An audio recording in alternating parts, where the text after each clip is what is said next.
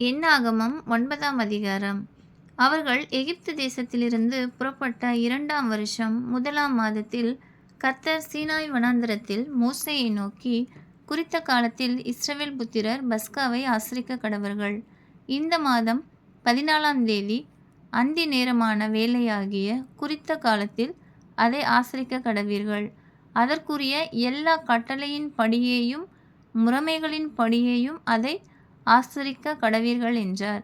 அப்படியே பஸ்காவை ஆசரிக்கும்படி மோசே இஸ்ரவேல் புத்திரருக்கு கட்டளையிட்டான்.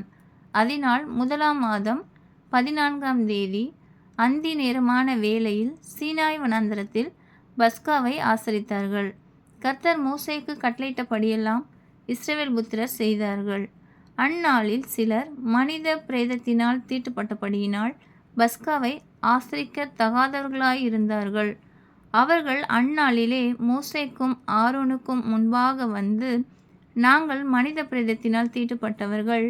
குறித்த காலத்தில் இஸ்ரவேல் புத்திரரோடே கூட கர்த்தருக்கு காணிக்கையை செலுத்தாதபடிக்கு நாங்கள் விலக்கப்பட்டிருக்க வேண்டியது என்ன என்றார்கள்.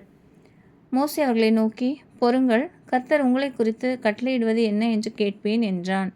கர்த்தர் மோசேயை நோக்கி, நீ இஸ்ரவேல் புத்திரரோடே சொல்ல வேண்டியது என்னவென்றால், உங்களிலாகிலும் உங்கள் சந்ததியாரிலாகிலும் ஒருவன் பிரேதத்தினால் தீட்டுப்பட்டாலும் பிரயாணமாய் தூரம் போயிருந்தாலும் கர்த்தருக்கு பஸ்காவை ஆசரிக்க வேண்டும்.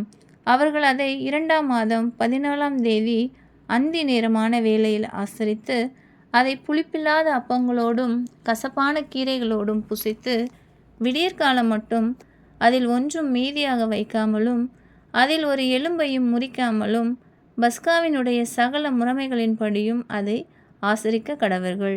ஒருவன் சுத்தம் உள்ளவனுமாய் பிரயாணம் போகாதவனுமாய் இருந்தும் பஸ்காவை ஆசரிக்காதே போனால் அந்த ஆத்துமா குறித்த காலத்தில் கர்த்தரின் பலியை செலுத்தாதபடியினால் தன் ஜனத்தாரில் இராமல் அறுப்புண்டு போவான். அந்த மனிதன் தன் பாவத்தை சுமப்பான். ஒரு பரதேசி உங்களிடத்திலே தங்கி கர்த்தருக்கு பஸ்காவை ஆசரிக்க வேண்டுமானால் அவன் அதை பஸ்காவின் கட்டளைப்படியும் அதன் முறைமையின்படியும் ஆசரிக்க கடவன். பரதேசிக்கும் சுதேசிக்கும் ஒரே கட்டளை இருக்க வேண்டும் என்று சொல் என்றார். வாசஸ்தலம் ஸ்தாபனம் செய்யப்பட்ட நாளிலே மேகமானது சாட்சியின் கூடாரமாகிய வாசஸ்தலத்தை மூடிற்று. சாயங்காலமான போது வாசஸ்தலத்தின் மேல் அக்கினிமயமான ஒரு தோற்றம் உண்டாயிற்று. அது விடியற்காலம் மட்டும் இருந்தது. இப்படி நித்தமும் இருந்தது. பகலில் மேகமும் இரவில் அக்கினி தோற்றமும் அதை மூடிக்கொண்டிருந்தது. மேகம் குடாரத்திலிருந்து மேலே எழும்பும்போது இஸ்ரவேல் புத்திரர் பிரயாணம் பண்ணுவார்கள். மேகம் தங்குமிடத்தில் இஸ்ரவேல் புத்திரர் பாளையம் இறங்குவார்கள்.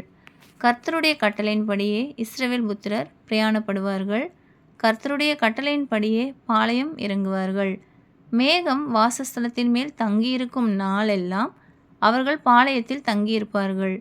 மேகம் நெடுநாள் வாசஸ்தலத்தின் மேல் தங்கியிருக்கும் போது இஸ்ரவேல் புத்திரர் பிரயாணப்படாமல் கர்த்தரின் காவலை காத்து கொண்டிருப்பார்கள்.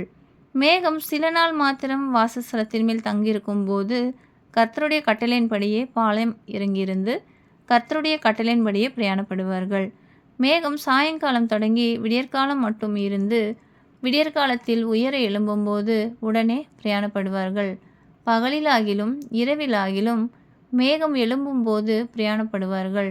மேகமானது 2 நாளாவது 1 மாதமாவது 1 வருஷமாவது வாசஸ்தலத்தின் மேல் தங்கியிருக்கும்போது இஸ்ரவேல் புத்திரர் பிரயாணம் பண்ணாமல் பாளையம் இறங்கியிருப்பார்கள்.